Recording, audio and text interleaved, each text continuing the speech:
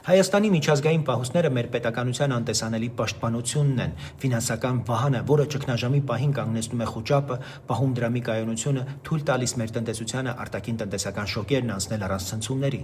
Հոկտեմբեր ամսվա տվյալներով Հայաստանը իր միջազգային պահուստները հասցրել է 4.5 միլիարդ դոլարի։ Սա մեր վճարունակության բուֆերն է եւ վստահության չափիչը թե շուկաների, թե մեր քաղաքացիների համար։ Վրաստանը 2025 թվականի նոյեմբերին պահուստները հասցրել է մոտ 5.8 միլիարդի։ Պահուստներում ավելացրել է ոսկու մասնաբաժինը շուրջ 16.5% դիվերսիֆիկացիայի համար։ Ադրբեջանի կենտրոնական բանկի պահուստը 11.4 միլիարդ է, նավթային ֆոնդի ռազմավարական պահուստը հասնում է 83.5 միլիարդի։ Հայաստանը նավթ չունի, մեր ուժը պետք է լինի կարգապահ տնտեսությունը եւ ֆինանսների կարգապահությունը, պահուստների հետևողական կուտակումը, այնպես որ դրամը լինի պաշտպանված, պարտավորությունները կառավարելի, իսկ արտաքին հարվածները ներսում շոկեր չառաջացնեն։ Հիշում եմ 2003-ին էր Քոչարյանի պաշտոնավարման երկրորդ շրջանի մեկնարկին Հայաստանը վաճառեց իր ոսկու պահուստը 1.4 տոննա, ստացավ 17 միլիոն դոլար, մինչդեռ այսօր այդ նույն ոսկին կարժենար մոտ 200 միլիոն դոլար։ Սա միայն ոսկու մասին չէ,